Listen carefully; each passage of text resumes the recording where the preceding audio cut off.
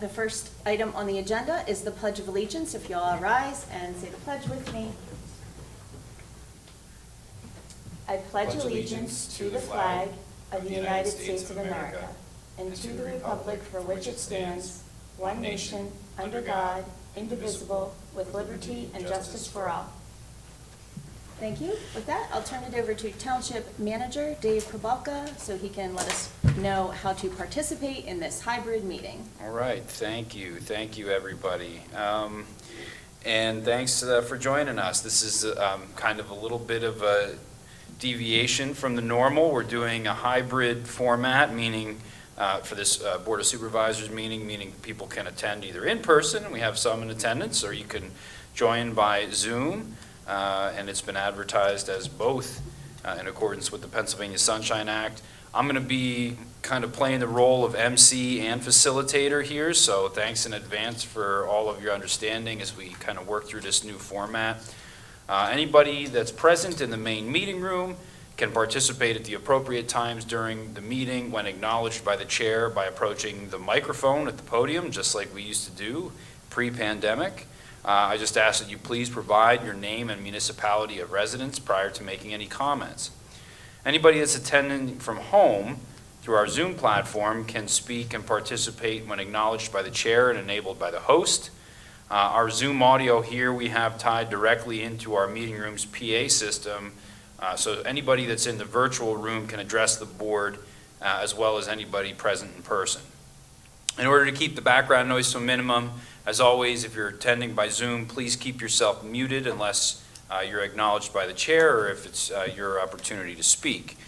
Also, the chat function is not monitored, so please refrain from using it to ask questions or to offer comment, as your question or comment will go unaddressed. I'd like for board members, if you could, to still indicate your name when either motioning or seconding a motion, just so that we can capture it in the minutes correctly. Our minute taker, recording secretary this evening is attending virtually, so I'm sure she'd appreciate if those speaking announce their names.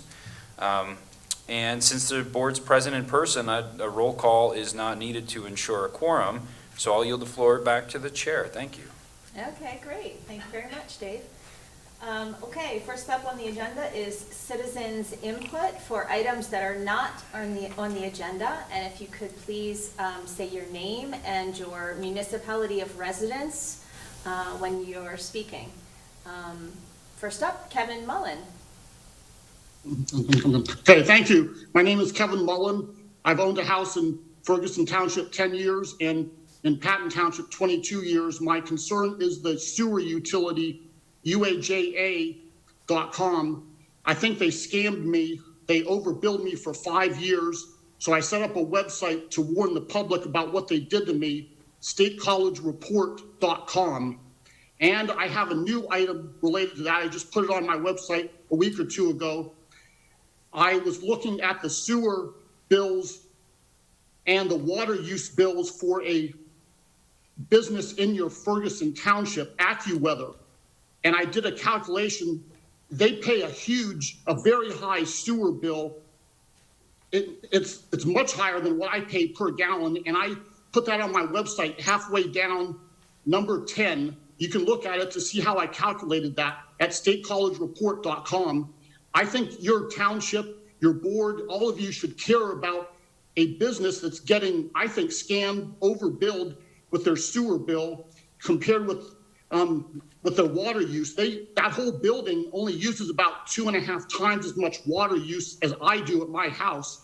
So their sewer bill should be about 2.5 times what I pay. I pay about $104 per quarter. They should pay $250 per quarter based on water use, but they pay a $5,000 sewer bill every quarter, which I think is outrageous. So I think the UAJA is not just overbilling me, they're overbilling other people, other businesses. And you can see that. And if any of you know anyone at AccuWeather, please have them contact me at my website. Down at the bottom, there's a contact form. And I can tell them what I'm doing to fight the UAJA. I'm going to sue the UAJA in a few months based on what they did to me for 5 years. But I'd like other businesses or people to get involved with me. And If you have any questions, just contact me at statecollegereport.com. Thank you. Thank you, Kevin. Would anyone else like to speak? Okay, seeing none. We'll move on to the approval of the minutes, and I'll ask for a motion to approve the June 21st, 2021 regular meeting minutes of the Ferguson Township Board of Supervisors. So moved. This is Lisa. Lisa. I'll second. Thank you. All in favor, please say aye.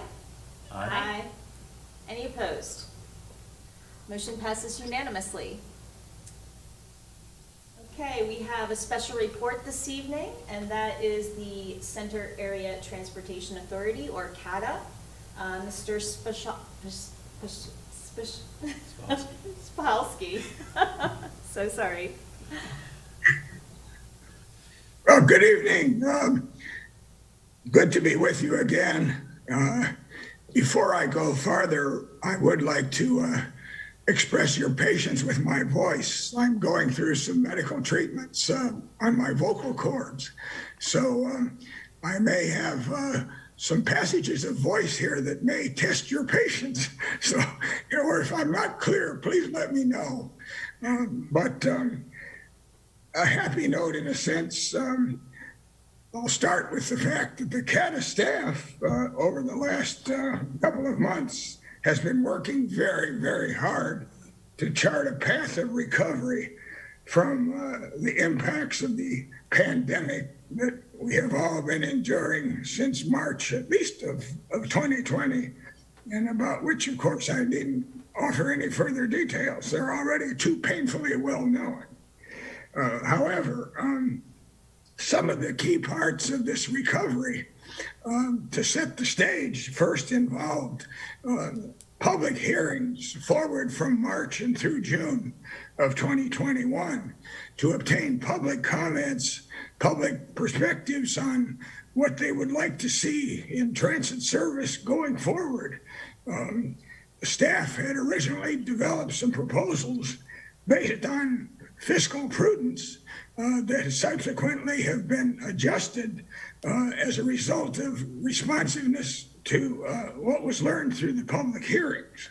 And so to cut to the quick of it, especially on routes that involve Ferguson Township, the CATA board at its June 28th meeting, which excuse me, included, among other things, votes on service restoration going forward effective August 21st of this year, calendar year. The F route, Pine Grove, the A route serving parts of Ferguson Township and also Park Forest, and of course the Merlin campus, G, the Grays Woods, and S, the Science Park routes. And of course, Science Park is heavily involved with Ferguson route mileage, will have their service reinstated. Service on those routes was discontinued last fall after ridership dropped to virtually zero on them. And it became financially unsustainable to continue operation of those routes, regrettably. But they will be back in service. There will be perhaps not, at least to start, quite as many trips as we had in the past. Each one of those routes will have 2 trips inbound in the morning, and of course they also go out, and 2 trips in the afternoon, Monday through Friday, during the full service period. The K route, Cato Park route, which is heavily invested, of course, with mileage in Ferguson Township, will continue to operate on a 60-minute frequency Monday through Friday. However, Saturday service on that route will be discontinued. The N Martin Street Aaron Drive, the R Wapelani Drive, the V Viro Boulevard, and the W Valley Vista routes will operate on a 40-minute frequency Monday through Saturday. Service on Friday and Saturday evenings on those routes will also be extended until 2:30 a.m. in full service, and Sunday service will operate on a 60-minute frequency from approximately 8 a.m. until 12:30 a.m. during the cuts from the pandemic, of course, all Sunday service on all routes was terminated or suspended, I would rather say, instead of terminated. And so there will be a resumption of Sunday service as well. And some other footnotes on service. CATA bus service will not operate on Labor Day or from Christmas Eve Day through New Year's Day or on Memorial Day, Labor Day, or Thanksgiving Day. CATA Ride paratransit service will continue to operate Saturday, December 26th through Friday, December 31st. And of course, the complete list of service changes is available on the CATA website at www.catabus.com. So anyone desirous of further details is welcome, of course, to consult the website. And I will say that the question of not having service between Christmas Eve and New Year's Day was a difficult decision. The authority recognizes that not everything can be perfect, and there are persons in the community who are transit dependent and who have jobs on those days. On the other hand, of course, as we all know from living in this community, Christmas Eve through New Year's Day is often a day of reduction for employment at many business units as well as the university. And given recent experience with that, and given the need to carefully husband, I have used that term, the financial resources of CATA, it was decided not to operate the fixed route CATA bus service during those dates. Of course, as with other services, that remains open to consideration in a future year.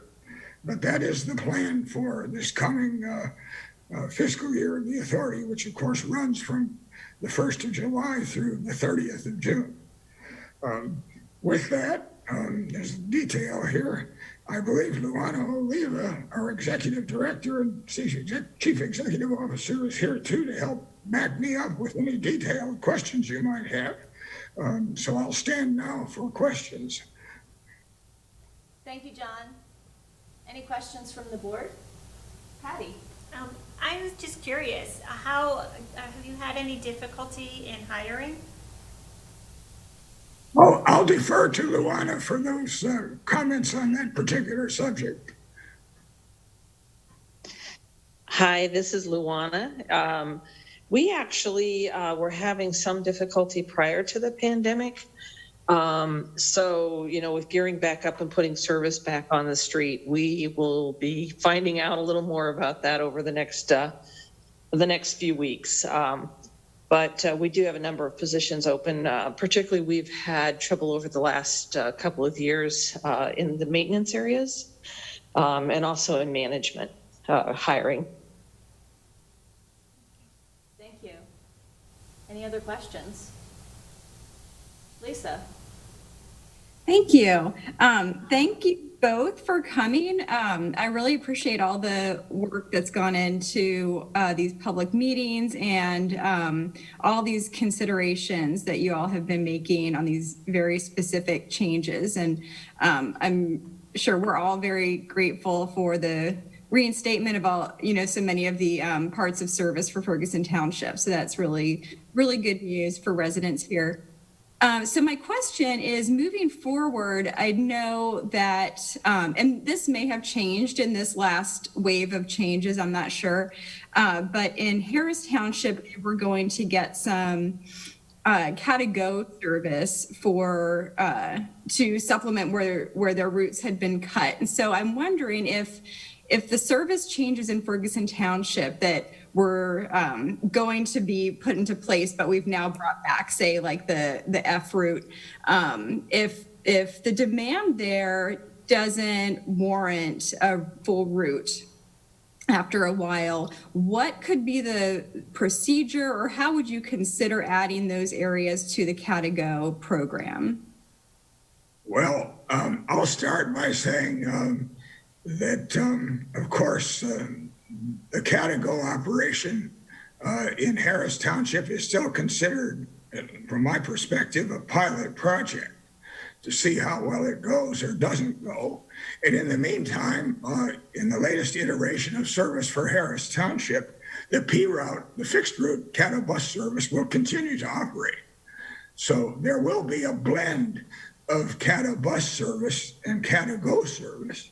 And of course, continuing on with no change will be the paratransit service under the brand of Cataride. So those will be 3 services. But I'll defer to any comments that Luana might be able to offer in relation to your question. Hi, yes. So as John talked about, this is a pilot. When we first started this pilot in the Bellefonte area, we were one of, I think, 40 communities across the country that was doing it. More communities have added since then. But we're all really learning how this might work with other services. Right now, the only thing we do have planned is Harris.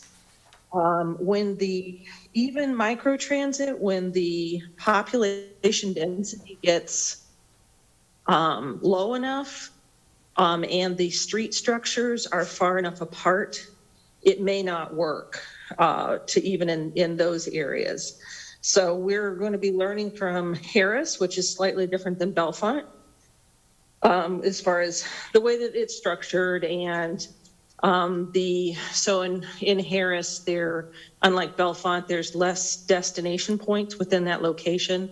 So as we're continuing to learn, we'll know what will or won't work as we move forward. But right now, Harris is the only other location we're considering as a pilot.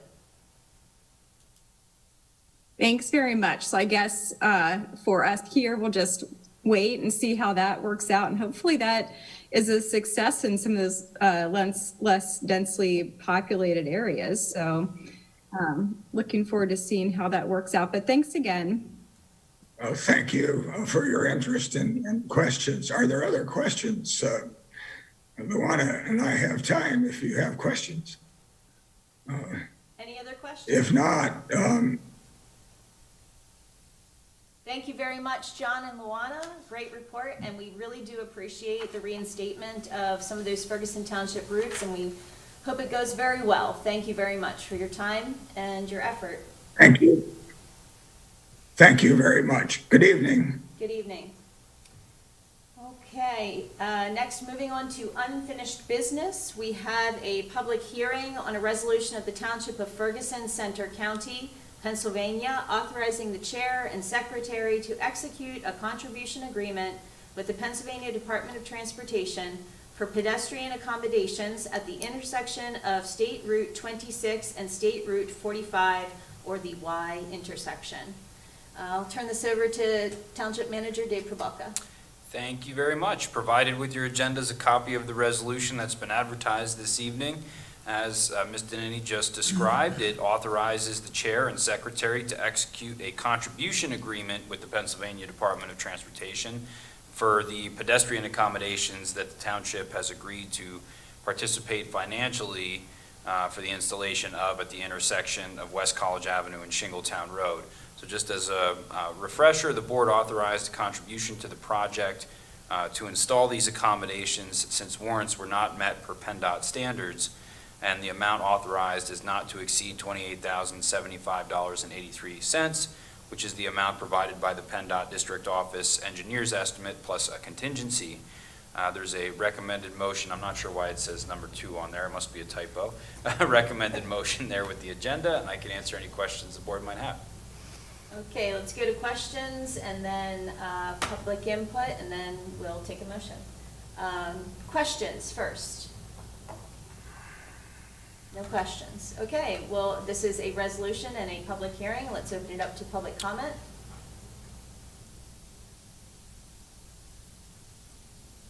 Hi, this is Kayla.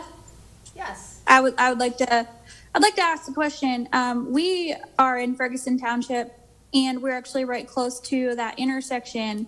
I'm confused as to what is warranting a pedestrian intersection crossing there, considering how dangerous it is and why I'm just now learning about this. Thank you for the question. I'm going to ask Dave if he could provide an answer to that, and the board could probably fill in too. Sure. So this process goes, this particular intersection project dates back several years. It's been part of the county's long-range transportation plan. It's been part of the Transportation Improvement Program, which are two of the guiding documents that help to ascribe state funding for road projects and transportation projects. There's a public involvement process. There's a prioritization that takes place on a county-wide basis of these projects. And this intersection realignment and signalization project has been on the radar for the long-range transportation plan, only recently has moved into the shorter-term transportation improvement program, which is where funding is actually allocated.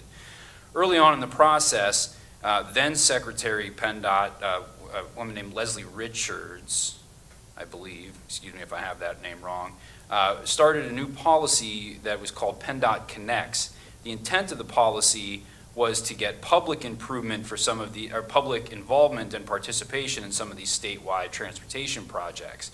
So there was an open house that we held right here in the main meeting room of the municipal building. A lot of public comment was heard, much of which expressed an interest in having some type of pedestrian accommodation at that intersection. So the signal is warranted and has been warranted for some time per PennDOT guidelines.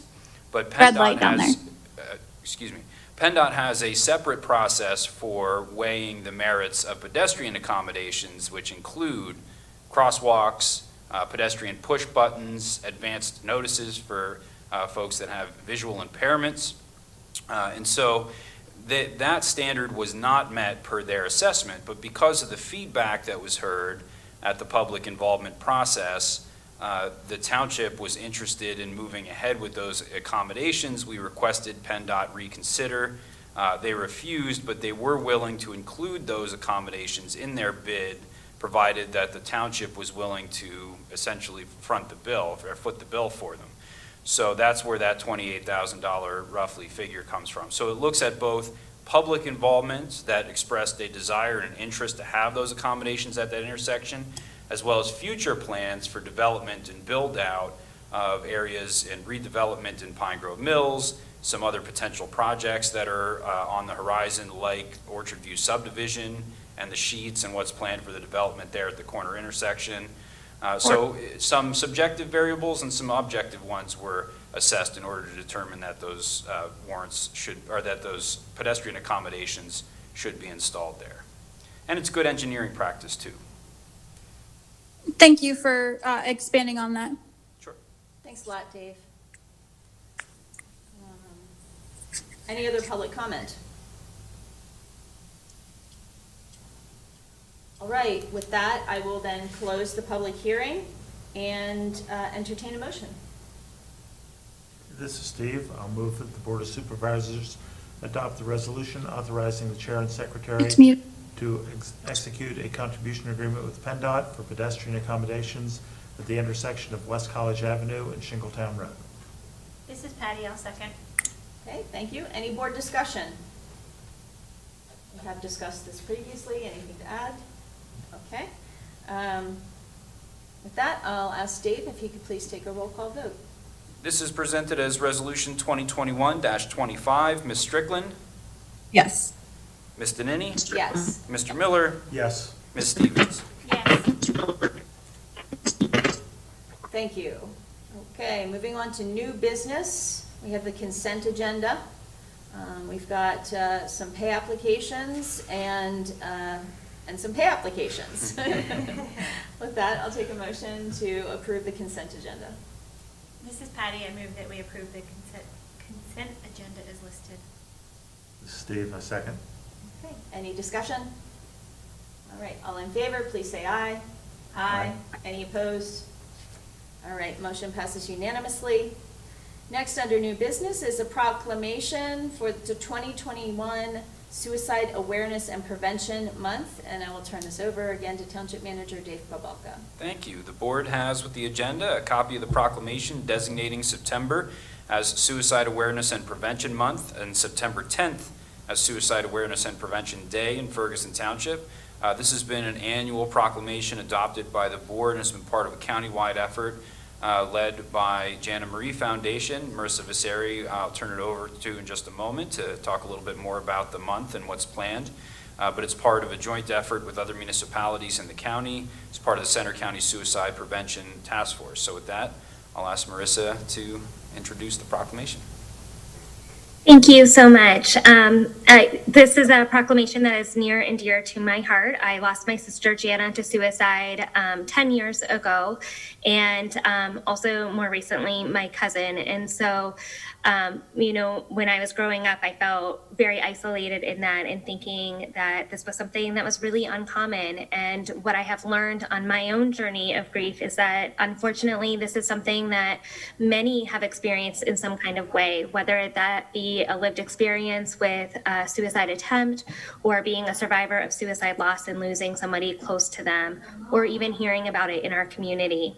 We know that 2020 was a very difficult year for many with the COVID pandemic that led to a lot of isolation and a lot of challenges in terms of our own mental health. And so this proclamation this year is extremely meaningful to remind us that we're not alone and that Center County is extremely lucky to have so many different organizations that truly have the residents' backs here and that work together to make sure that there is hope and that there is help available for anybody who is struggling.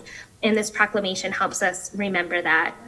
September is Suicide Prevention and Awareness Month. And so across the United States, there are counties and states that are participating in Suicide Prevention Month. And here in Center County, we're working on many events to help raise that awareness. So the Center County Suicide Prevention Task Force hosts a suicide prevention rally every year on the Tuesday after Labor Day in Bellefonte at the courthouse stairs. And that is something that we're looking to do again this year. Also on September 10th, World Suicide Prevention and Awareness Day, Jana Marie Foundation hosts an event annually, and it will be held at Wasson Farm this year, where we'll have speakers and we'll have a candle lighting ceremony as well. We'll also be hosting our Philosophy of Hope concert with Ken Baxter, Molly Countermine, Daryl Branford, and Richard Slay, many musicians in town that come together to give one voice for the cause of suicide prevention and raising that awareness and spreading hope. And many other events are underway as well. So we really hope that that this is something that the entire community can get involved with in attending events, taking educational trainings that are out there, such as QPR or suicide prevention training or mental health first aids and many of the other offerings that are offered throughout Center County. Thank you very much, Marissa. Okay. And I'm happy to answer any questions if anybody has any. Thank you. Any questions from the board? Okay. No Lisa? questions. I just wanted to thank you for coming again, and thanks so much for your work. Thank you, Lisa. Very appreciated. Absolutely. Thank you. With that, I'd like to entertain a motion. This is Lisa. I'll move that the Board of Supervisors adopt the proclamation designating September as Suicide Awareness and Prevention Month and September 10th to be Suicide Awareness and Prevention Day. Do we have a second? This is Steve. I'll second. Thank you. All right, any further board discussion? I'd also like to add many thanks, Marissa, for all your work on raising awareness about this. It is very important and it really does touch so many lives that we're not even aware of. Thank you so much. Okay, any other comment? All right, all in favor? Oh, I'm sorry. You're right. Okay. All in favor, please say aye. Aye. Aye. Any opposed? All right, motion passes unanimously. Thanks again. Thank you so much. All right, next up, we have a public hearing on a resolution of the Township of Ferguson, Center County, Pennsylvania, adopting the 2021 Center County Hazard Mitigation Plan. Again, we're turning this over to Dave Pavolka. Thank you. Just keep a quick introduction on this. The board has with the agenda a copy of the resolution that's been advertised for public hearing. Again, it formally adopts the 2021 Center County Hazard Mitigation Plan that's been worked on over the last approximately 1 year by various emergency management officials at the region and at the county level, as well as the municipal manager group and others that are involved in the formation of these plans. At the May 24th meeting of the COG General Forum, this was referred to the participating municipalities for adoption by resolution. There's a link to the full text of the plan. It's pretty lengthy, so I didn't include it as an attachment. But the link is in the agenda to the full version if anybody is interested in a quick read. Primarily, the plan identifies our most impactful and most likely types of hazards and natural disasters that we may face here in central Pennsylvania and begins to assign a plan for response. It also is a prerequisite for qualification for state and federal aid if there's ever an emergency that is declared at those levels, and there's some funding that's enabled for local governments to participate in to help recuperate any losses incurred. If there's any questions, I'd be happy to answer them. If I can't answer them, I'll get answers and report back. Okay, do we have any questions for Dave? All right, I see no questions, Dave. Thank you for that thorough presentation. I'll love to entertain a motion. This is a public hearing. Oh, sorry. Thanks, Steve. Anyone like to comment on this? This is a public hearing. Anyone in the public like to make a comment? Okay, seeing none, I'll close the public hearing and I'll entertain a motion. This is Steve. I'll move that the Board of Supervisors adopt the resolution adopting the 2021 Center County Hazard Mitigation Plan. This is Patty, I'll second. Thank you. Any board discussion? I just say Yeah. that over the years I've been on the board, I've been impressed with both the Center County response to emergencies and particularly with the Center Region Emergency Management. I think we have some very capable people handling that. I agree. I second that. All right, this is a resolution, so I'll ask for a roll call vote. Thank you. This is presented as Resolution 2021-26. Ms. Danini? Yes? Mr. Miller? Yes. Ms. Stevens? Yes. Ms. Strickland? Yes. Thank you. Next up, under Citizens' Right to be Heard, we have a gypsy moth spraying in Greenbrier discussion. Dave Probaka will present this for us. Yes, thank you. I'll do a quick introduction. I see we have the resident, Mr. Ford Stryker, of Greenbrier, who requested the item, so it's perhaps he has a few things he'd like to say as well. We also have at least one or two others that are neighbors of Mr. Stryker's that perhaps came to hear this agenda item as well. But this was presented to the board in accordance with Section 2.20 of the Home Rule Charter. It's citizens' right to be heard. It allows for residents to request agenda items by providing them, the manager, with the agenda items within more than a week prior to the next scheduled meeting. This particular request petitioned the board to consider a program in the 2022 operating budget for mitigation and treatment of the gypsy moth infestation that's been more and more prevalent in that area. In fact, our tree commission has discussed this, and one of our tree commission members just recently put out a document on the increased sightings of gypsy moths in Ferguson Township and some of the surrounding municipalities. The last time the township participated in an abatement program was 2007, 2008, that time frame. Perhaps Mr. Miller remembers the details of that. I think you were the only one that was on the board at the time that's still here. But as far as the process, as I understand it, the little bit of preliminary research I did for this meeting, it occurs very similarly to what you see at the county with the West Nile virus abatement program, where if DCNR has funding and there's a match from the local participating municipalities, they would house a gypsy moth coordinator that would report through the Center County Office of Planning and Community Development. They would conduct an egg mass assessment as early as the fall of this year. to determine, I guess, the likelihood and the magnitude of the infestation that may take place in 2022, as well as to presumably identify specific targeted areas for mitigation and abatement. Provided with the agenda is the copy of the communication that was received from Mr. Stryker, and I thought there was a pretty informative leaflet publication that was provided by the Bureau of Forestry at DCNR, the Department of Conservation and Natural Resources, concerning the gypsy moth and its infestation, which was originally published by the U.S. Department of Agriculture. If the board's interested in moving forward tonight, there's a recommended motion that I put together that's in the agenda, and I think it's still pretty good, even given some of the more recent developments, such as other regional municipalities that may want to partner on this. That the motion would be to direct staff to begin to evaluate options and present them back for consideration with the 2022 to 2026 capital improvement program budget that'll be starting in just a couple of weeks here. That's about it for my introduction. I can answer any questions that I can answer so far. I'm still kind of learning this process a little bit, so Thank you, Dave. I'll do my best. Thank you. Do we have any questions specifically for Dave's presentation? Okay. Open it up to any citizens that would like to comment.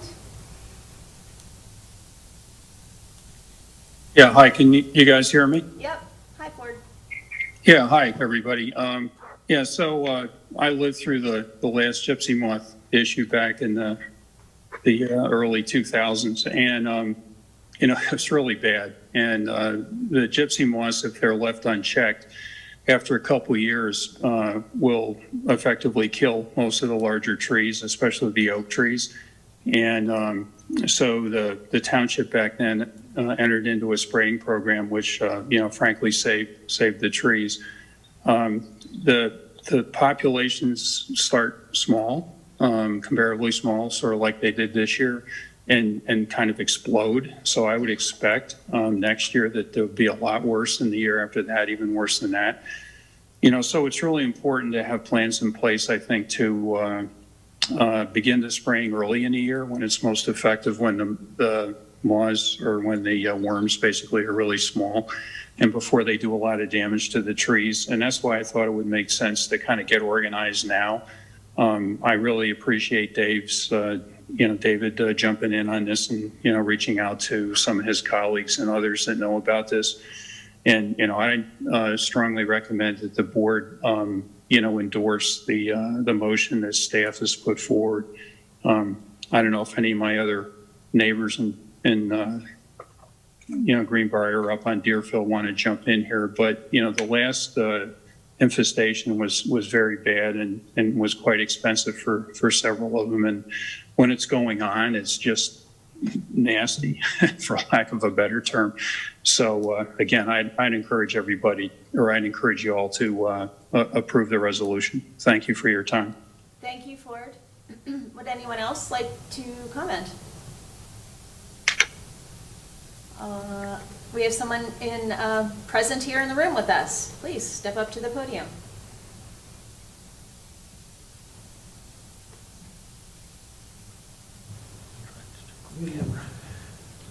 I'm Norris Lacey, live at 1335 Deerfield Drive.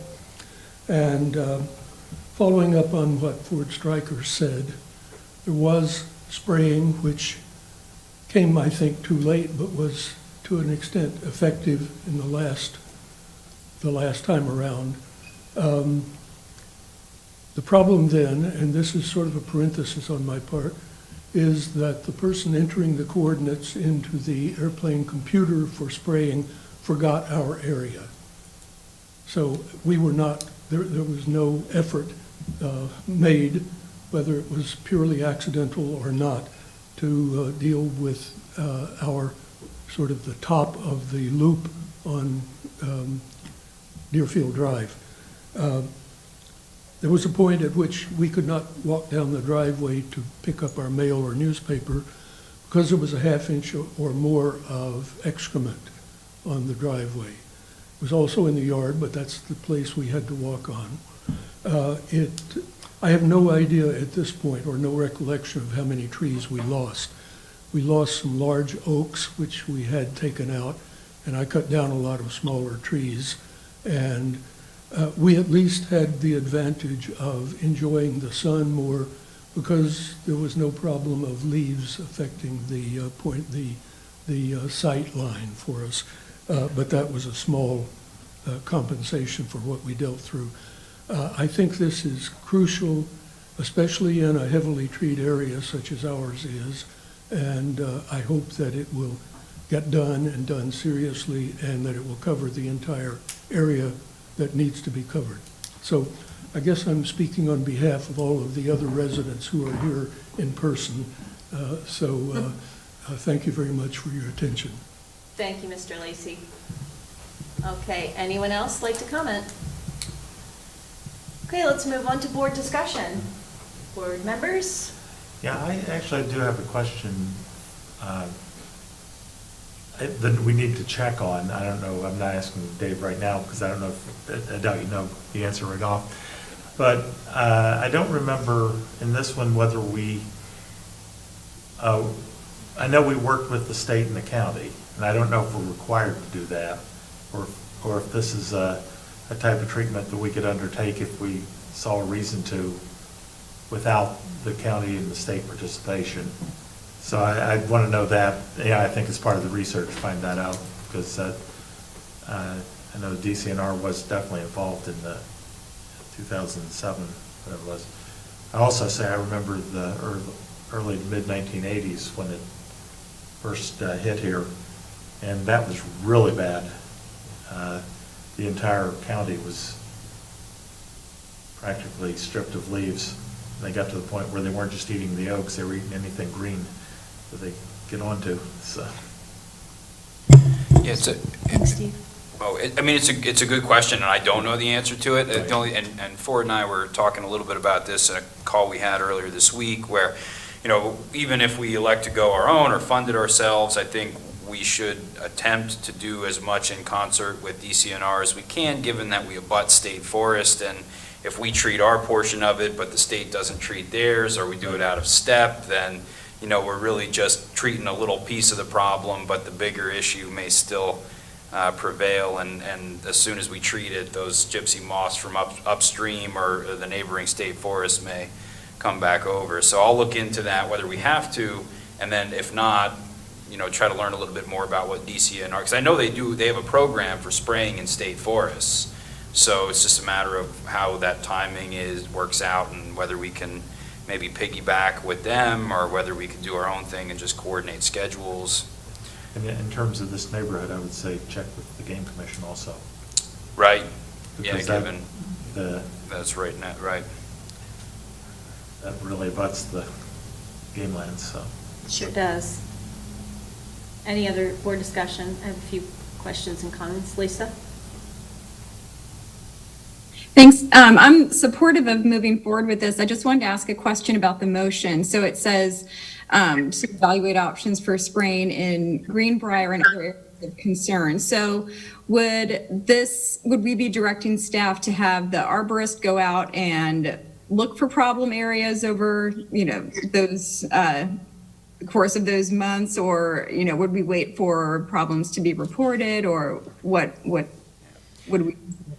Right, that's a good question. So as I understand it, based on my conversations with some of the other managers that were in the area at the time when we did this last assessment, is we would do this assessment in the fall. Whether we do it, probably wouldn't do it in-house. I don't think our arborist right now, we have a part-time arborist, perhaps isn't qualified to do these tree mass assessments, but we would work with DCNR or an independent contractor to do that assessment in the fall with the intention of identifying where those areas of concern might be. Presumably they would pick a few spots in the township where they would likely find these egg masses, and then do some sampling in various areas and try to identify where they're most likely going to be clustered for next year. I know Patton Township has also expressed some interest in doing something similar.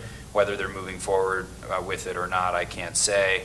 But we would do, I would work with the arborist and the public works director to start to look at some options, working with Ray Stalinas at the Office of Planning and Community Development, just kind of start a conversation now so that we can be set up well for the fall to conduct this assessment. And we'll try to get, even if it's just a very general number for the budget, we'll try to get something in for the capital improvement program, in time for its adoption in August. So we're a little short on time on that front, but we'll try to get as accurate an estimate as we can for planning purposes. And then in the fall, when we start to move ahead with the assessment, we'll be able to hopefully refine what that budget number might look like based on where those targeted areas of concern are likely to be. Gotcha, thank you. You're welcome. Thanks, Dave. Thanks, Lisa. I have a couple questions about this, and I think others have touched on most of what I'm going to ask about. But in terms of a regional/county partnership that would be in consort with the state, that sounds to me potentially complicated and time-consuming. And I'm not saying it's not worth it. We're going to weigh those priorities during the capital improvement program plan time. But it just sounds to me like it could be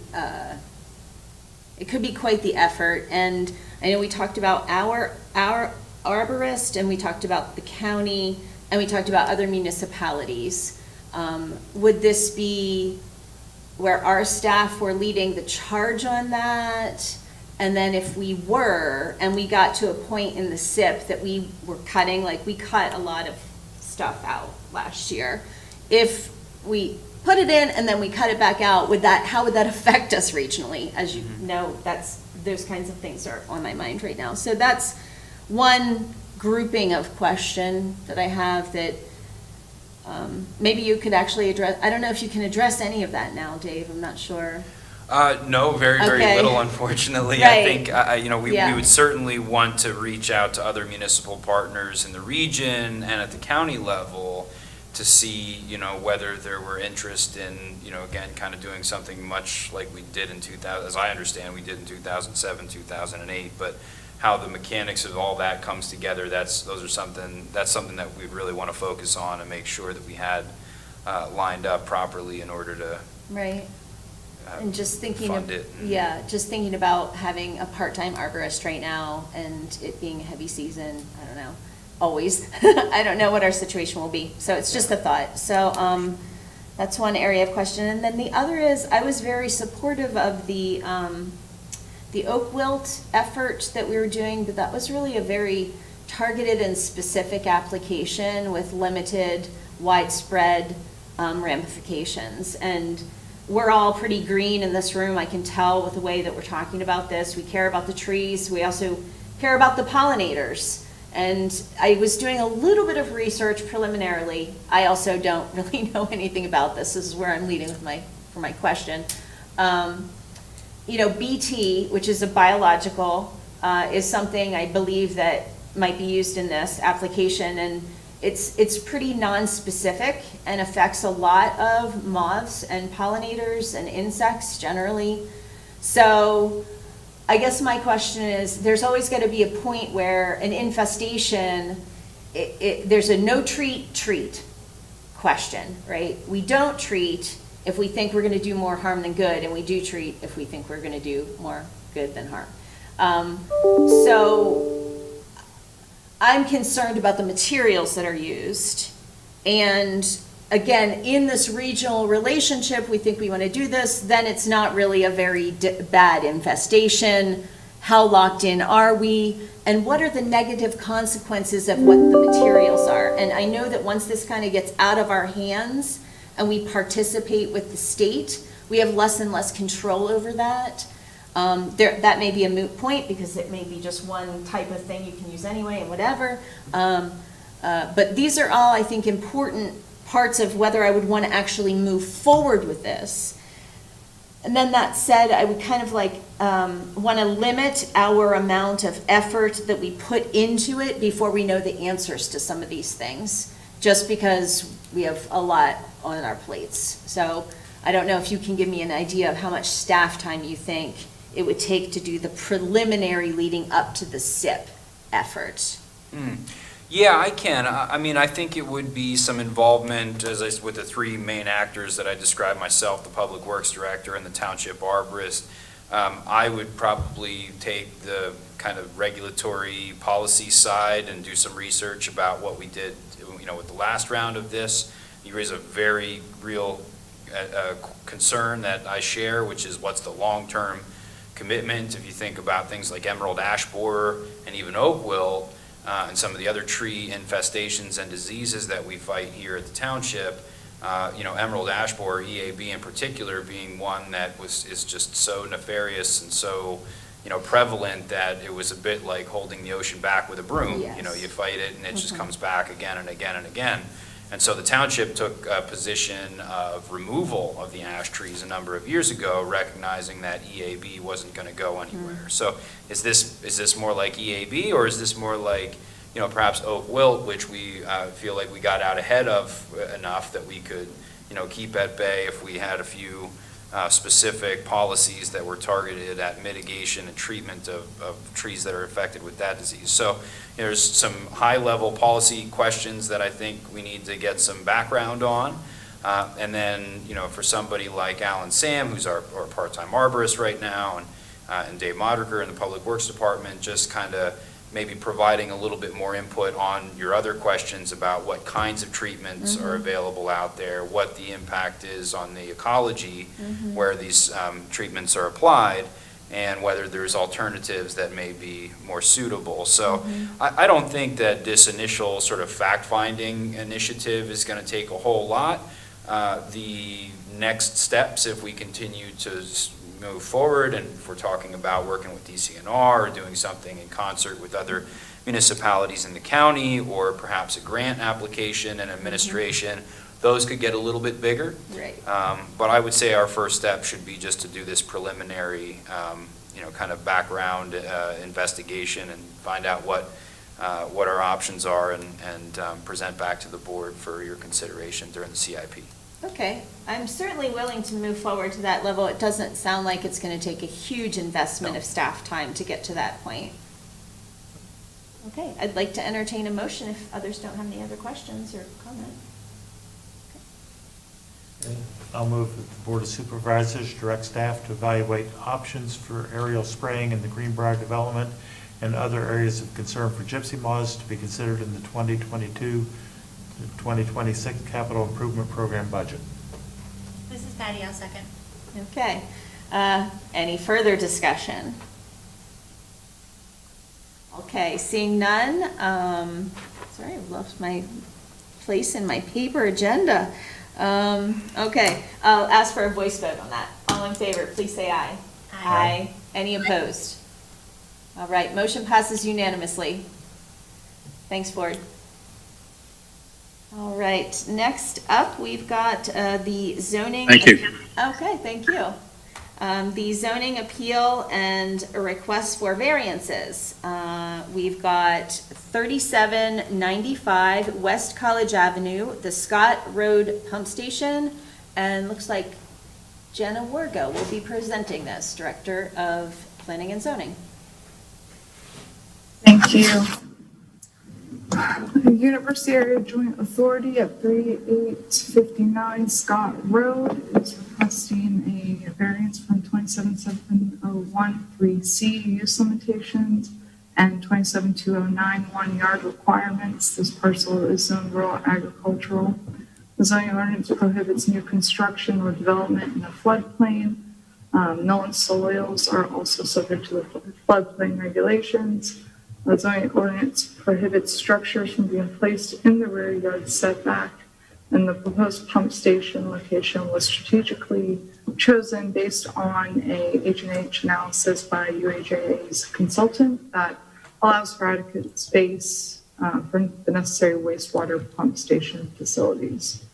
The recommended motions of the board, the supervisors support the request for variance at 3795 West College Avenue.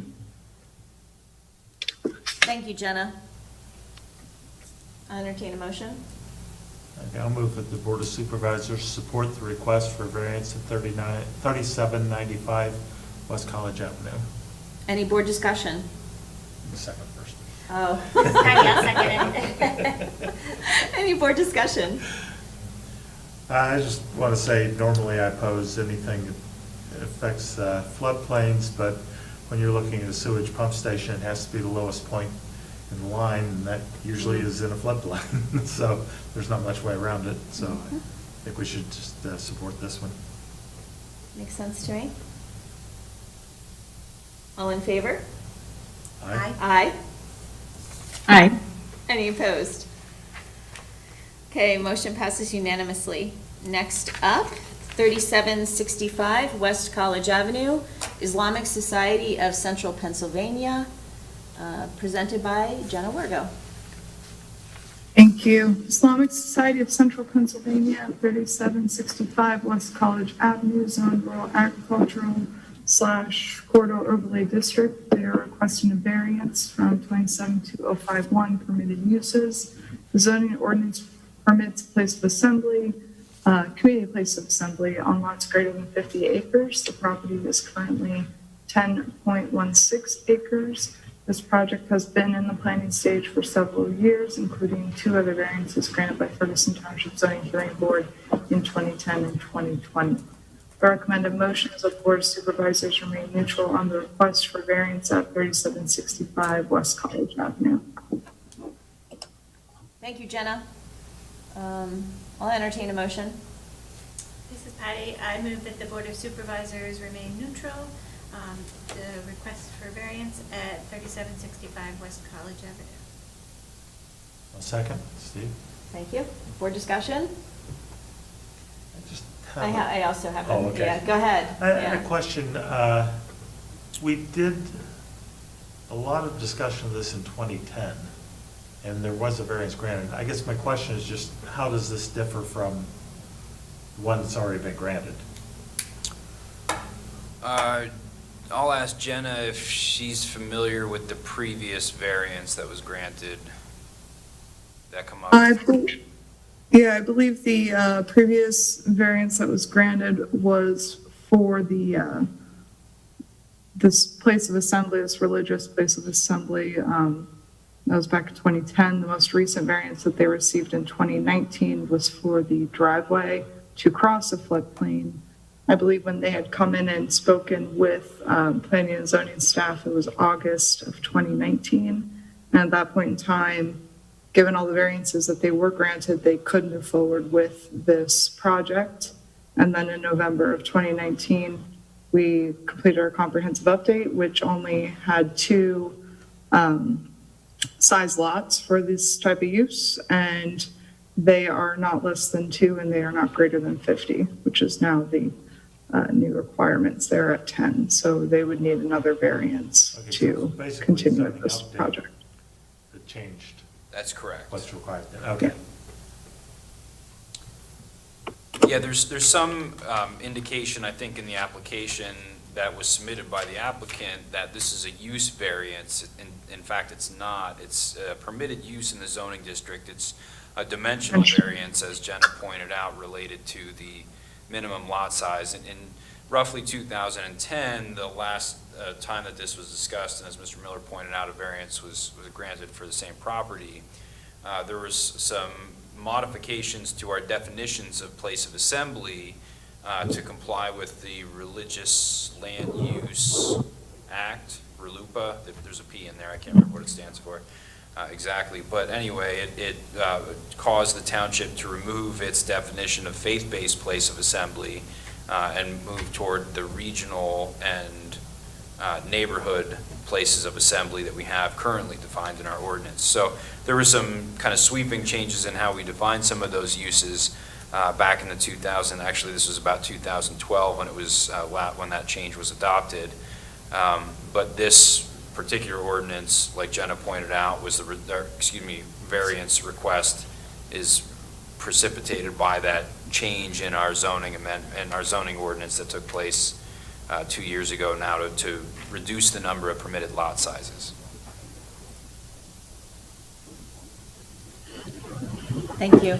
I guess I've got 2 points of concern about this. One is more related to the use versus dimensional variance question. And I had recently learned from a land use lawyer that the test for dimensional variance is much easier to meet than the test for use variance. And so just going back to our revision of our zoning code, I think at that time the supervisors didn't understand that. And when we were looking at uses that would be allowed per lot size, we were of course looking at the character of the zoning district, but we really were relying on those lot sizes really mattering when it came to whether a use would be permitted there or not. And so I think this is an interesting illustration of that applied potentially, where we have a use that we may not, I'm not necessarily speaking to this particular application, but maybe I am. We have a use that's being permitted on a variance because of a dimensional variance, when really when the supervisors were kind of picking where we wanted uses to be allowed, we would have hoped for that higher test.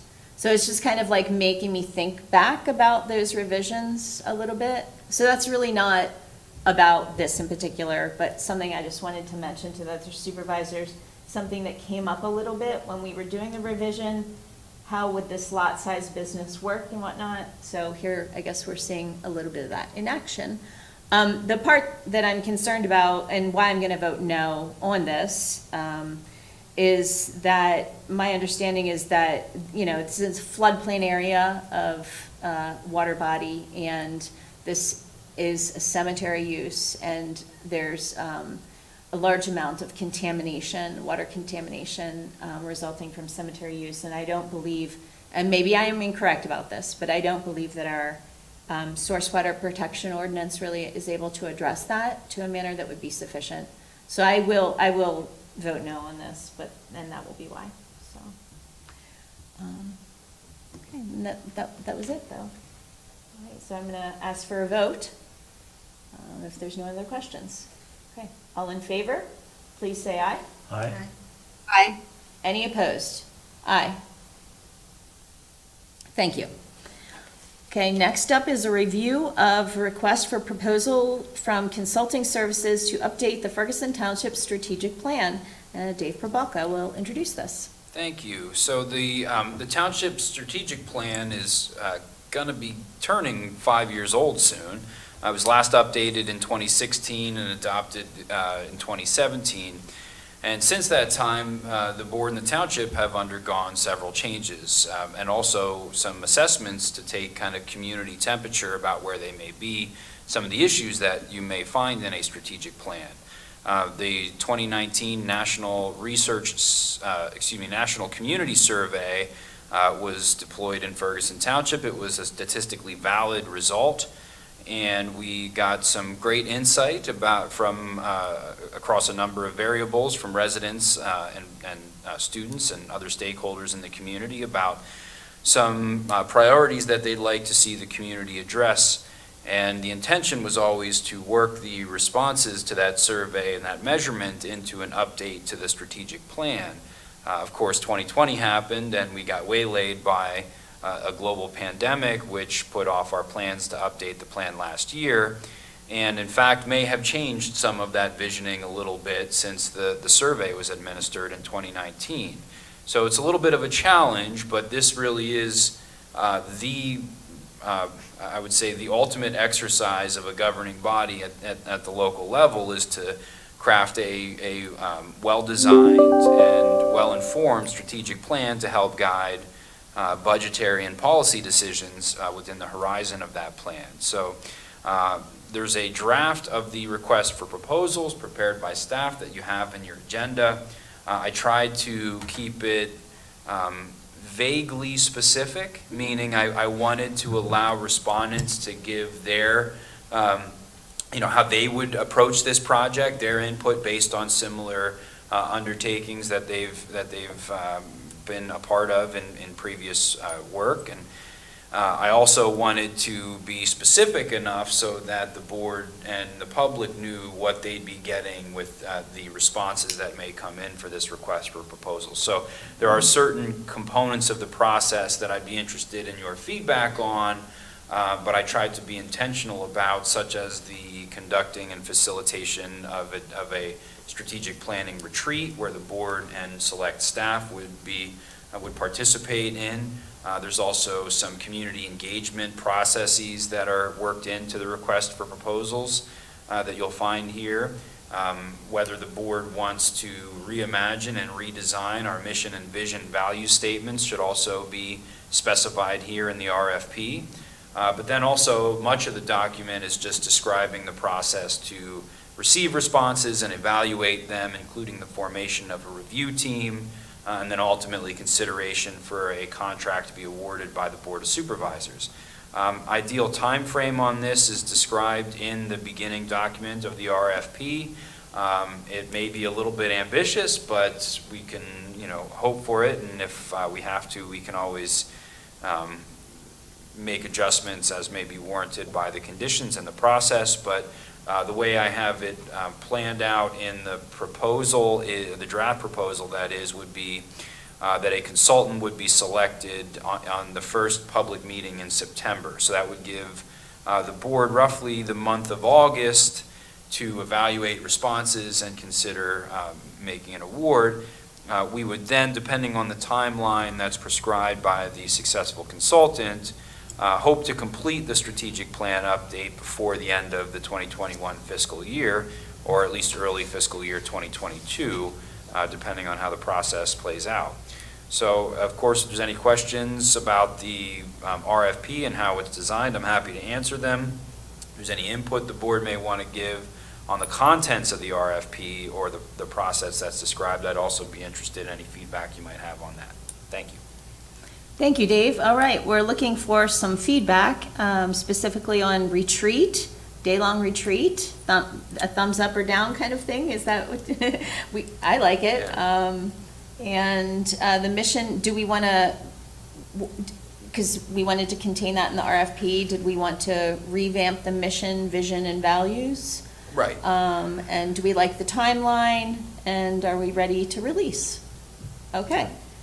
All right, folks, any comments on these items? I think the idea of a day-long retreat is great. We did, I think, something like that the last time. We did indeed, yes.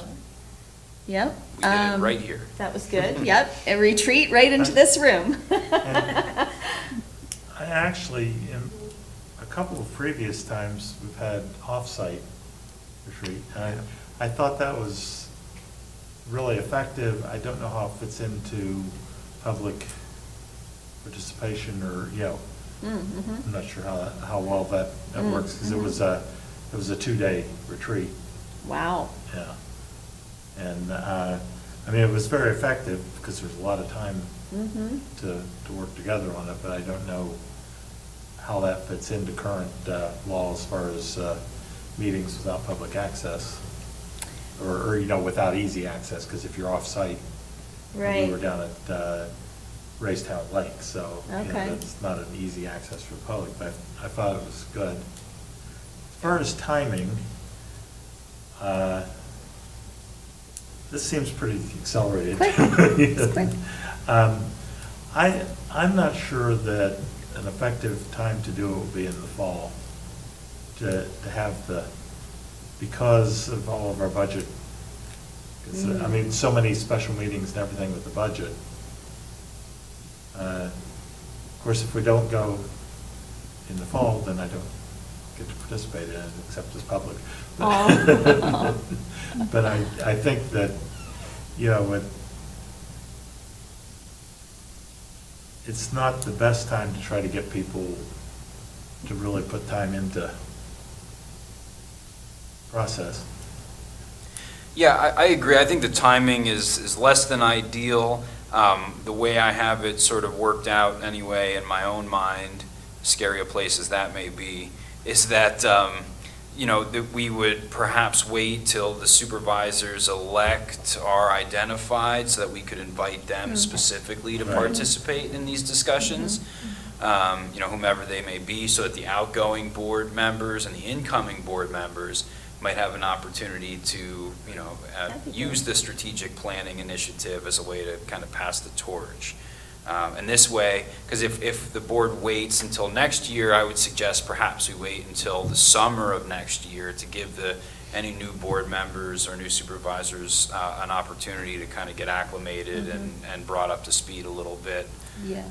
You know, there can be a pretty substantial learning curve, I'm sure. I don't have to tell anybody here for newly elected officials, and so, you know, to be respectful of that, you'd probably want to wait until next summer if you were to delay it beyond this year. So, but you're absolutely right. I mean, it's a lot happening right at the end of the year. I'll try my best, if you want to proceed this way, to work through it and keep everyone from having to meet, you know, 5 or 6 times in a week and work on everything from the budget to the year-end stuff to the strategic plan. But I'll try to be mindful of that with the responses. Thanks, Dave. I think that's a good point, Steve, but I agree, Dave, that sounds important as well. And I think if we're going to try to do that, it would probably be best to do it after the budget is at least in its final form, waiting for the final meeting. Because with the budget meetings that we have. I think we're only going to have 2 this year, though, right? Are we all committed to that we can do it in 2? Sorry, I'm jumping ahead here. Like, I want everybody to sign on the dotted line on that one. Just kidding. Do I hear one? Right. Okay. Yeah, that's good input. Yeah. But I think if we can work it out, I think it is a good point to try to get the incoming and the outgoing supervisors together. But. Thanks, Steve. Patty? Lisa? Any comments on Patty, the can go. RFP? I'm sorry, did you have any comments on the RFP, Lisa? Oh, sure. I said, Patty, you can go ahead, but okay. since I think there's like a delay, I'll just go ahead. I'm not sure. I think I'm in favor of the retreat. I tried to jot down my notes here. If it can be local, you know, at the township building, I think that's just easiest. You know, I understand that if we could have a lot of time, or whoever is involved could have a lot of time together, that's great. But I think it might be easiest to do it at the township building. I think the mission, vision, and values, I probably wouldn't change those at this point. You know, I think I don't know how much they would change. When I read them, they still reflect what I would want them to include. So I'm neutral on the timing. I think that's a really good point, though, about all that stuff jammed into the fall. One thing I liked about the RFP was I thought there was such a good emphasis on public engagement. So I think, you know, I'd like to see that carried through and followed through with. I think that's going to be a critical piece to know that we can really rely on this document. And really my main concern is the consultant themselves. You know, we were just talking about the zoning ordinances, and that was a challenge to work with the consultant on that. And so that's my concern, is finding the right person. I'm hearing, from what I'm hearing that you're saying, is that we really need a whole new document. Like, we cannot just, you know, kind of repackage what we have before. We want to really start from scratch based on the 2019 information, based on current events and that kind of thing. So I'm not opposed to having a consultant in any way. I just, I come with apprehension. So I think that, you know, making that right choice is going to be just really critical to how successful the process is. Well put. Yep, absolutely. Ms. Strickland on the review team. Got it. All right. Thank you, everyone, for your comments. I'd love to entertain a motion. Yep. I move that the Board of Supervisors, Oh, No, I'm sorry. Okay, I'm losing my motion. I'll mind. move that the Board of Supervisors authorize the township manager to issue a request for proposals for consulting services to update the Ferguson Township strategic plan. Do we have This a is second? Lisa. Thank you. And Dave, did you have any comments? No, I apologize. That's My fine. notes were all over the place. No problem. Zoom delay. Yeah, it is Zoom delay. Yes, thank you. Perfect. Okay, any other comments? All right. All in favor, please say aye. Aye. Any opposed? Motion passes unanimously. Okay, next up, we've got a board member request. That was my request for short-term rental permits for recreational vehicles. So, I think it's summed up pretty well in the narrative. Currently, the Center Region Property Maintenance Code does not permit recreational vehicles to be issued rental housing permits, and in fact, through some conversation with them, we learned that really the property maintenance code wouldn't be the place that you would find it because it's about property. So there was an assumption that, any rental permit would be going through them. That's not necessarily a valid assumption. So this came to me from a citizen inquiry. So I thought we should at least entertain it. I think it would be something we would want to proceed cautiously on. But I wanted to bring it to the board and get some feedback. And the proposal that was brought to me by the citizen would be basically, similar to any other short-term rental. It'd be rented out for events, for weekends, short-term rental use. And so I thought I'd get it on agenda to see if anyone had any questions, comments, or concerns. One thing that came up, and I think Lisa was on an email that a business owner sent to us about kind of like similar topic, different application. RV stays at farms as hosts. This is just an idea. And one of the requirements for the RVs that would be allowed to stay would be I don't know much about RVs, self-contained units.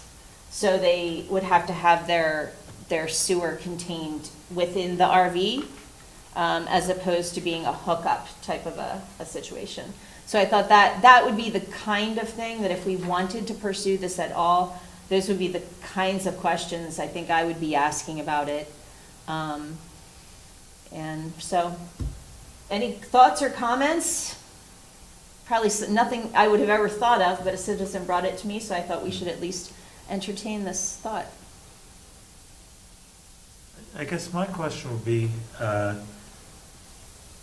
what is it we would be permitting? Because the It's kind of a mystery. RV, you can rent an RV anywhere and drive it somewhere. So we're permitting someone to park on property within the township or to rent RVs in the township. I don't think that would fall under the property code at all. Right. And, yeah, I guess the first question I would have is, what is it that we would be issuing a permit for? If it's a permit to allow RVs to park somewhere, and you'd be renting an RV site, that would be one thing. If you're talking about rental of RVs themselves, I think that falls completely outside of any property code we would have. It would just be a question, the real question is, are we saying that if you have an RV on a site, can you rent it out? Or are we looking at a site where you rent the site to someone with their own RV? And it's not clear to me how either of those would fit into our own. This is a good point, because I hadn't thought about it from that perspective, because the person that brought it to me was mine, parked in my driveway, rented out. And that is not what I think of as site, but the way you're talking about it is the way that a regulation would discuss it, Yeah, it would have to be actually. the site regulation, because renting the RV itself Right. it is a mobile vehicle, and that. Do you agree with that, Dave? Yeah, I do. So I think if I were a property owner and I had a friend come into town and they brought their own RV, recreational vehicle, and stayed on my property, it wouldn't be anything that would rise to the level of our jurisdiction or our zoning code or the property maintenance code. I think in the specific example that Ms. Danini just illustrated, where a property owner has an RV parked on their premises that they own and are then renting it out to individuals or families that are in town for a special event or, or 1 or 2 day, then that might be something, and I haven't really done much in the way of research on this, that would, that the board may be interested in requiring a zoning permit be issued for it. Just a reminder, a few years ago now, when the board looked at this issue with respect to the football rentals, the Airbnbs that people, where they rent their own owner-occupied house out for a period of time, the consensus was that regardless of whether, prior to the amendment to the property maintenance code in, I guess, 2017 or 2018, there was a threshold, I guess, that you had to pass before you were required to get a rental housing permit. And that was if you rented your property out for 7 or more consecutive days in a calendar year. The board at the time changed that to be 1 day per year, so that it captured the football rentals, those properties that were renting their dwellings out for 2 or 3 day clips, I guess 5 or 6 times a year, and would never cross that 7-day threshold, thereby never required to get a rental housing permit. And the intent was, or the desire of the board at the time, was to require a permit because it didn't matter to the board whether you rent your dwelling out for 1 day, 7 days, or every day. You should still meet the minimum provisions required under the rental housing code, which ensure that the dwelling unit has the life safety measures in place, has proper egress, has the other provisions that are stipulated for under the rental housing code. So that captured it from the property maintenance code perspective, which, as Ms. Danini pointed out, would not apply to a recreational vehicle or any vehicle that were on wheels, really. So, I guess the question is, if the board is still interested in setting that standard, even for RVs, then perhaps there's a way that we could accommodate that, or we could require that through zoning, as opposed to the property maintenance code and the rental housing code, which wouldn't apply specifically to RVs and their use. But it's something that we'd have to explore a little bit more, what the proper way to do it would be, because there are some additional concerns, I think, that would come along with that. Yeah, I do know that code would not be involved in this at all, because that was the whole thing with the tiny homes. They're always on wheels, because a tiny home is a trailer, and therefore not subject to code regulations. And if they were subject to rental housing code regulations, they couldn't exist. Right. Yeah. Other And that's why they're communities, always on yeah. wheels, even if they're at a permanent site, they remain on wheels and they're licensed as a trailer. Gotcha. So I guess I'm not, I mean, it's worth looking into, but I'm not really sure where it fits into anything, other than if we're looking at, would you be allowed to rent your RV on your property? Or rent spaces for someone to park an RV. But other than that, I don't see how it would end up in our regulations at all. Right. And I guess I would actually prefer to do it through the zoning code if we did do it, because it's something that we would want to be careful in how we were regulating that. I don't think that it would be appropriate for every situation, is what I'm thinking. I'm not opposed to looking into it. I don't want to, devote a huge amount of staff time to kind of a chasing our tail kind of pursuit or something, but I certainly wouldn't mind looking into the next level, if others don't mind that. Lisa, did you have anything you wanted to? No, I guess I was a little unclear to begin with what the request was. So I think I'm a little bit more clear, but yeah, I mean, I'm just not convinced that we need to regulate this at this point. So, I'm not opposed to looking into it a little bit, but like you said, to devote much time to it if there's not a big concern over it. I don't know. I'm hesitant to devote time to this, but Yeah, if we want to look into it, maybe see what other communities do, that'd be Yeah, interesting. I think it's interesting because the way the person came to me was like, I would like to do this and I would like to get permission, and so I kind of assuming there was some permission for this person to get. But there's kind of not, but on the other hand, I don't think they want to move forward and do it and then find that it's not permitted. So it's a bit of a catch-22. I think Steve's clarification, though, of how that would be viewed through regulation would be like the simple place to start, just to take a brief look into it and see if that's even something we would want to go down. Because that would be like having an RV site at a residential location, is how I'm interpreting that. And that is somewhat dangerous, slippery slope, depending on. Yeah. But then this person was in the village district, so I don't know that that's necessarily a problem in the village district, actually. But I think that is the only way that would fall into any I agree with regulatory that. things. Because Otherwise, it's a. basically they're PennDOT regulations. Right, because they're licensed vehicles. right. So, Okay, thanks. So are the board members okay with staff just taking a preliminary next step? Okay. Dave, is that okay with you? Yeah, that's fine, yeah, I think Okay. that's fine, we don't need a motion. Okay, We can- okay, we can- great. All right, let's close that We'll dig in. discussion then, and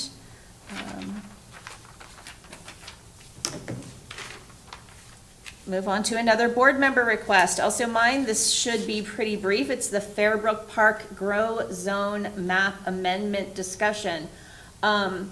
Last year, I actually tried to have the same discussion. If you guys remember, I got really sick during that time, and I was unable to really hold that discussion very well. And here we are, growing season again, and the same discussion has come up. And that's why I'm thinking it should probably be pretty brief. Dave, I don't know if you can share the screen, if we want to try a screen share in this format. Just, if it doesn't work, we don't really need it, No, but. I should be able to. it's a good test. It's a good test in a non-pressure situation, yeah. And that's want, exactly what I was looking for, thank you. And then, so that was the original map there, that's Fairbrook Park. And then do Zoom folks see it as well? Yeah, great, fantastic. And then if Dave scrolls down a little bit, so that's the original map. And then if he scrolls down, there should be, okay, does the overlay. That is the amended map, and so you'll see the yellow strips in the trapezoid type shape up there. Those were, whoa. I was trying to do a quick switch back and forth so you can see the before and after. That's great. There you go. Those strips were added to indicate that that the mowers should mow there. And what that did is it provided access for those homes to be able to get through that low mow area safely and easily to access the park.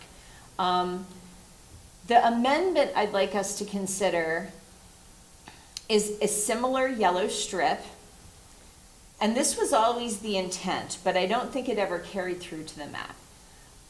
This yellow strip to indicate mowing would be within the red shape down in the right.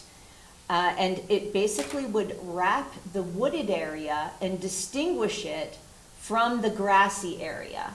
And the reason you would want to make that mowing perimeter is because it provides, it keeps the invasives from invading into the other area, and it also provides a break where you kind of break the life cycle of the tick, because they live in wooded areas and then they go to feed in grassy areas and they crawl up the grass and they perch there. So if you make this perimeter mowing area, you reduce the tick population in the rest of your grassy area. So what I'd like us to do, and Dave, I don't know if you can possibly blow that up at all. You can see the wooded area is, thanks, and just thank yous, just scroll down a little bit. The wooded area is that dark area Exactly. Oh, I have one of these today. You do, yeah. Fantastic. I even tested them, and they all work. Great, that's, the batteries lasted. Okay, here's the wooded area. And see, the grow zone signs are here at the edge of the red. And what you see is, oh, this is some crazy happenings here. Can everybody see the screen flashing, or is it just us? Yeah, right. What are you talking about? So what you have here, this is the path. I'm a little shaky, but see, this is the, the road right here. And people walk up this road pretty frequently. And then you have like a no-mow area that goes right down to the road. And so what I'm suggesting is that between this wooded area and the red and or the road, that there be a yellow strip. So basically you're just pulling a yellow strip here and around here, because that provides that separation between the woods and the grassland. And so the reason why we need to do it on this map is this is a tool for how we communicate between agencies from Ferguson Township to the Center Region Park and Rec folks. So when they're directing mowers how to mow, they're just going out, basically, as I understand it, with this map, and this is how they understand where they're to mow. So now they're not doing this separation, and a yellow line here would help them see how to do that separation.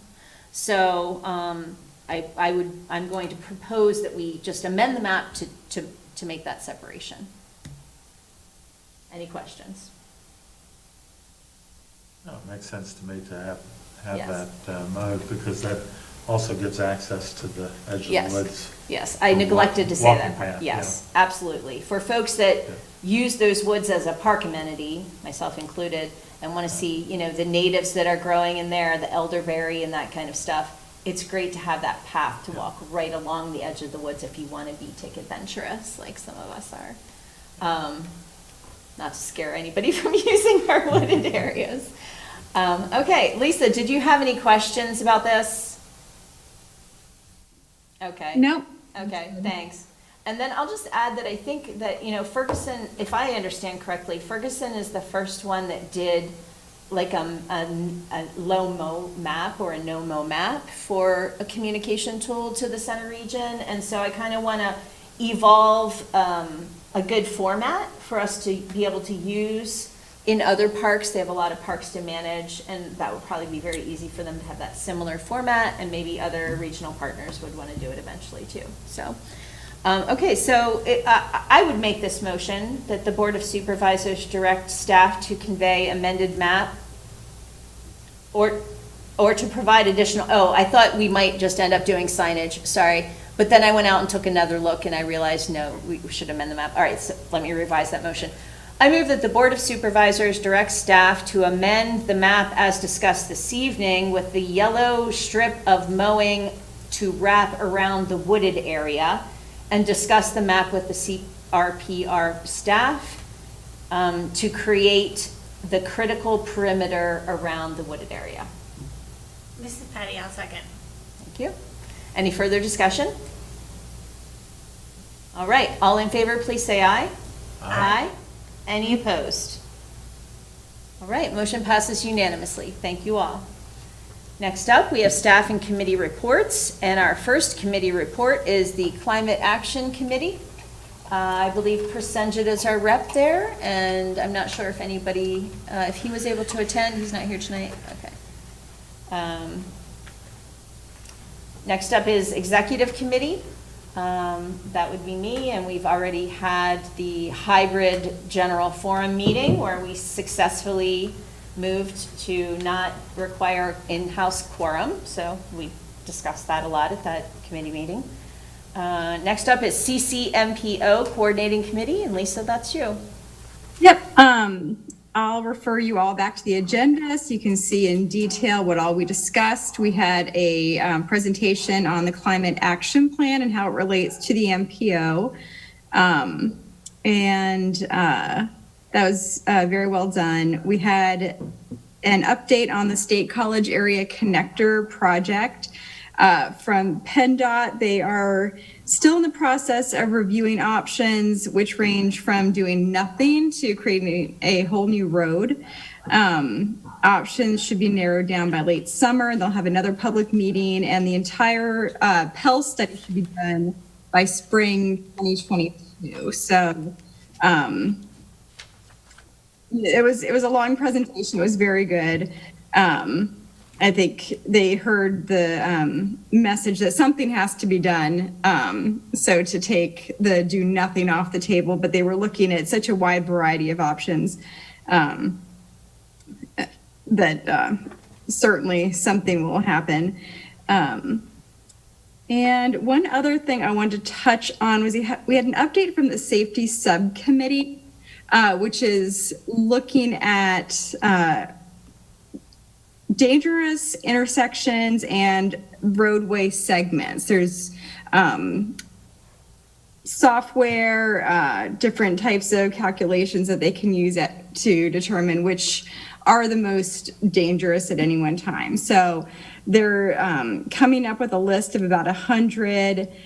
The one that we have on the long range transportation plan, which would have been on there, is Shingletown Road, which is getting revamped and shouldn't pose a problem. That would land it on this list in the future. The other one we have would be the 2645 in Pine Grove Mills, and that is not on the list. So that prompted a further discussion about how the tools used to evaluate these intersections don't always reflect observations and the sense of the users of the road. So that evolved into another conversation about taking the subcommittee in the future and using it more as a tool to really take feedback from the partner municipalities and the county on these roadway segments and intersections that are problematic as used and maybe don't reflect the death rate data that's used to put it on a list for improvement. So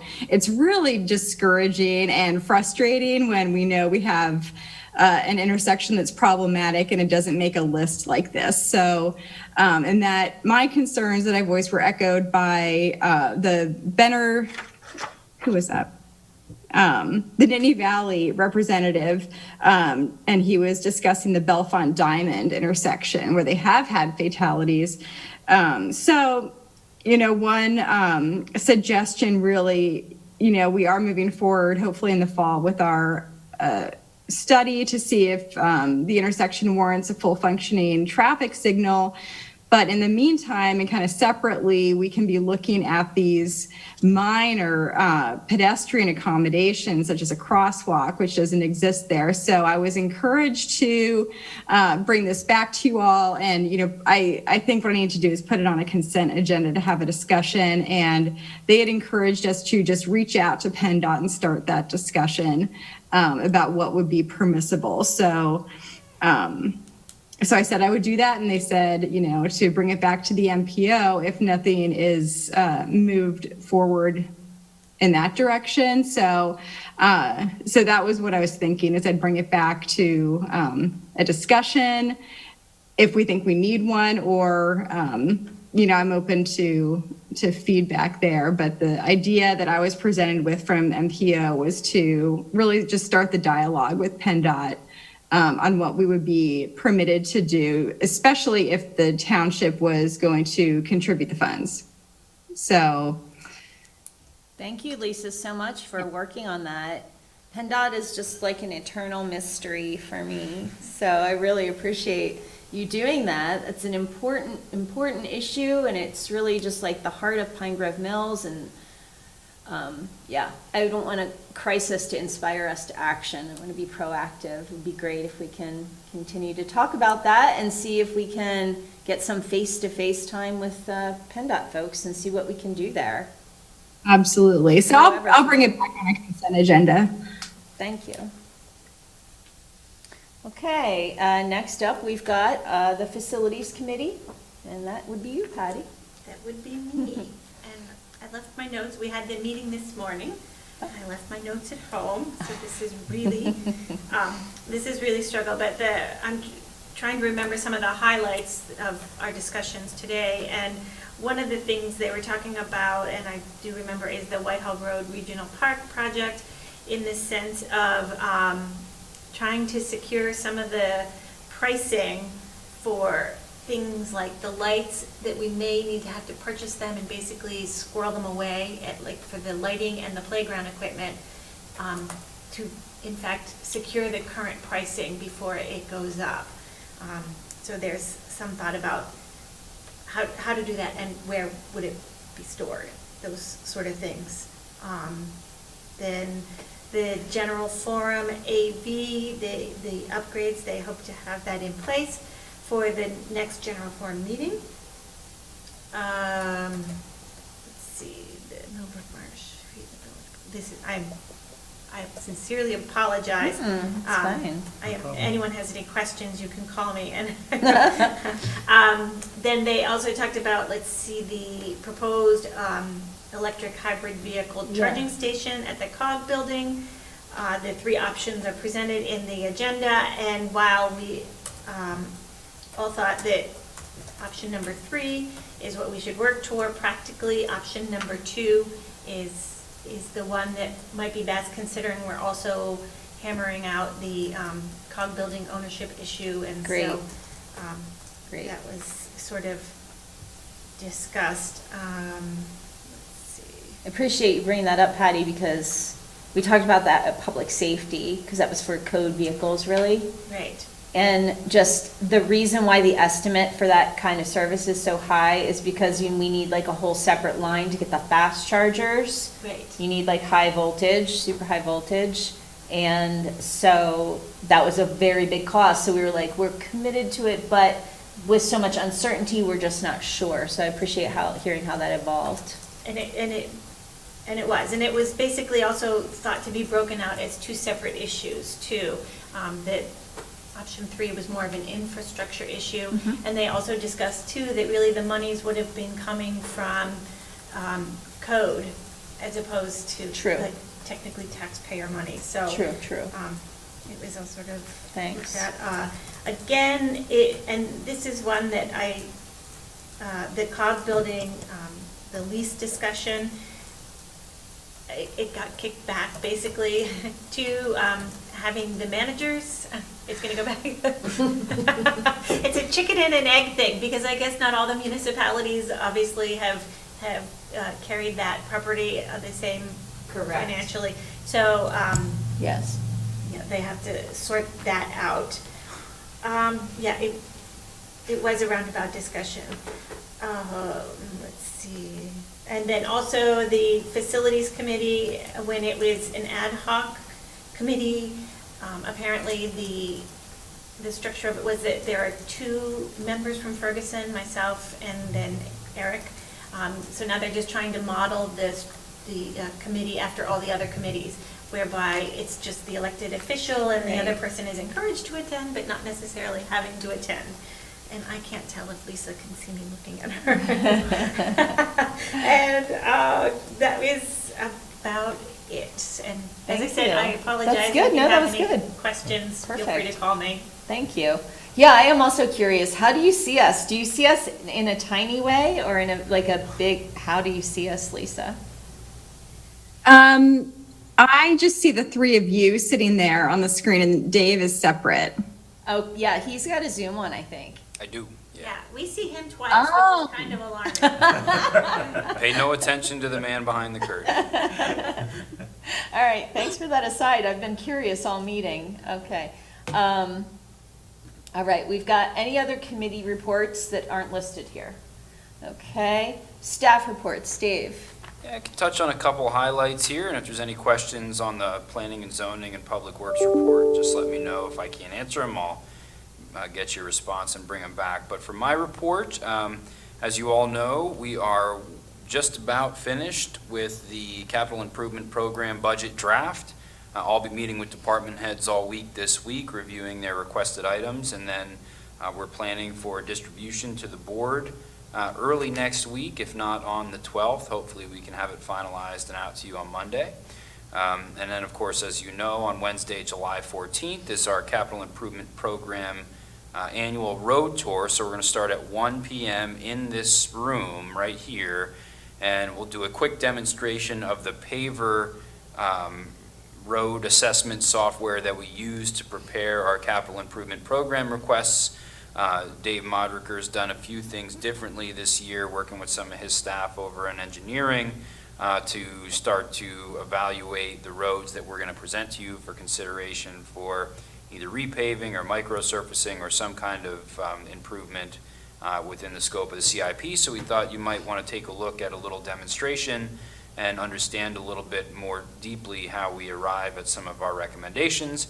That should take about 30 minutes, and then I thought we would spend the next 2 to 3 hours or so primarily focusing on the road projects that are presented in the earlier parts of the capital improvement program, so 2022, 2023, 2024, and then whatever time we have left over, we can, if there's time, look at the ones that are further out in the tail end of the CIP that are, for all intents and purposes, largely placeholders and not really things that we're specifically focused on in the earlier parts of the capital improvement program. Then we have our 2 special meetings, which are scheduled for July 20th and 21st. Again, they're right here in this building. All meetings, including the road tour, are open to the public. And all meetings except for the road tour can be attended either virtually or in person. I think we had a pretty successful pilot of that this evening. Hopefully we can duplicate that. We narrowed down our respondents to the request for proposals for the Recreation Parks and Open Space Plan update, which is budgeted for this year. We narrowed it down to 3 finalists, which will be forwarded to the Township's Parks and Recreation Committee for review and ideally a recommendation on one of the respondents to present to the board for consideration of an award at the August 2nd regular meeting. Had some movement in Pine Grove Mills. We are meeting Supervisors Denini and Strickland, myself, along with Liz Grove, Pastor Paul Tomkeel of the Pine Grove Mills Small Area Plan Advisory Committee, and Robert Ziegler of Millheim Borough to plan for the upcoming Route 45 Getaways project, which is, or Getaways event, I should say, which is taking place on July 31st through the end of July, July 31st, I believe, right? Till August, till the end of the first week in August, August 7th, 6th, 8th. 7th, I believe. 6th, 7th. So look for more information on that. We're planning some marketing and publication and publicity of that event.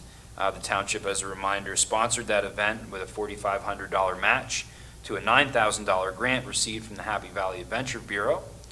A couple other little meetings I've had, not little meetings I should say, but things that I've been involved in recently, including a roundtable discussion with the Center County Association of Realtors on affordable housing strategies in the Center region.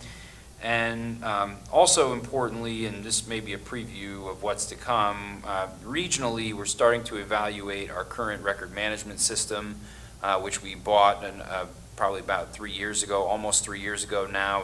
Spillman is the name of the company. It's through Motorola, a subsidiary of Motorola. But it's not meeting our current needs, and there's some pretty significant issues that we're trying to have the vendor address.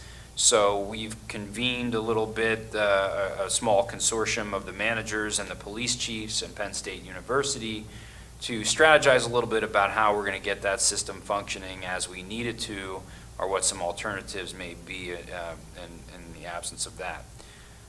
Jenna's report includes, planning and zoning report includes some information on the current outstanding land development plans and some other initiatives of the department. And then Dave's Modriker's report, Public Works Director's report, is mostly focused on capital projects.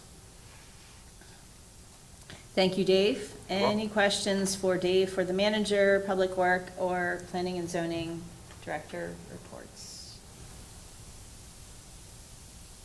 Just another shout out to the Happy Valley Adventure Bureau for their grant for the Route 45 Getaways. It's very exciting. I'm really looking forward to continuing to work on that and hope to see everybody at some of those events. Okay, moving on to communications to the board. Do we have any communications that we want to bring up? I I had a communication from the citizen who was concerned about the sewage rate that AccuWeather is paying. Very good, very good. Okay. Any other communications to the board? All right. Next up, calendar items for July. We've got a coffee and conversation coming up on July 9th. We've got our advisory committee meeting, Planning Commission, Park and Rec, Tree Commission, and Summer Bike Anywhere Friday is July 23rd.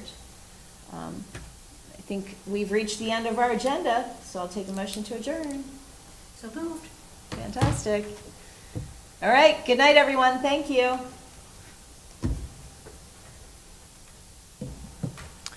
And we're off. Right. Well, that was ridiculously smooth. So smooth. Mr. Prabalka and CNET, thank you all. Fantastico.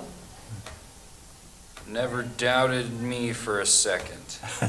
Actually, thanks to Matt. Well, we tried